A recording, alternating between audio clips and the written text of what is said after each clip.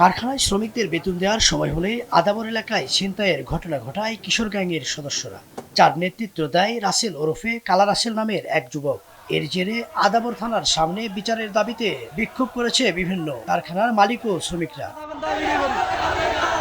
ভুক্তভোগীদের অভিযোগ, চাঁদা দিতে অস্বীকৃতি জানালে ধারালো অস্ত্র নিয়ে হামলা চালায় সন্ত্রাসী রাসেল বাহিনী। এতে কয়েকজন গুরুতর আহত হয়। প্রত্যেকটা এলাকা তাদের সন্ত্রাসী রাজত্ব সৃষ্টি করছে, ওদের সামনে কেউ কথা বলতে পারে নাই।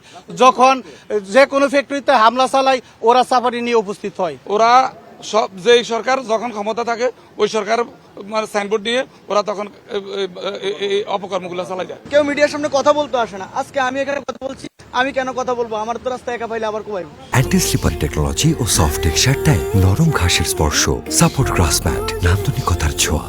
এখন আমরা আসলে নিজেদের প্রাণ সংকটে ভুগতেছি। পরিস্থিতি নিয়ন্ত্রণে প্রথমে পুলিশ ও সেনাবাহিনী ঘটনাস্থলে যায়।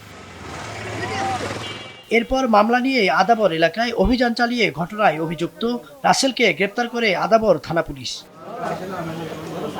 স্থানীয় কিশোর গ্যাং ও চাঁদাবাজদের দমনে টহল জোরদার করা হয়েছে বলে জানান পুলিশ। আমাদের পুলিশের নিরাপত্তা বেশ জোরদার করব এখন থেকে। আর রেগুলারলি আমাদের যেই পুলিশ পেট্রোল বা অভিযান চাঁদাবাজ বা মাদক এবং কিশোর গ্যাংয়ের বিরুদ্ধে এটা তো জারি থাকবেই। ঈদকে সামনে রেখে নজরদারি আরও বাড়ানো হবে বলে জানান তিনি। ইদ্রিস আলম, দেশ টিভি, ঢাকা।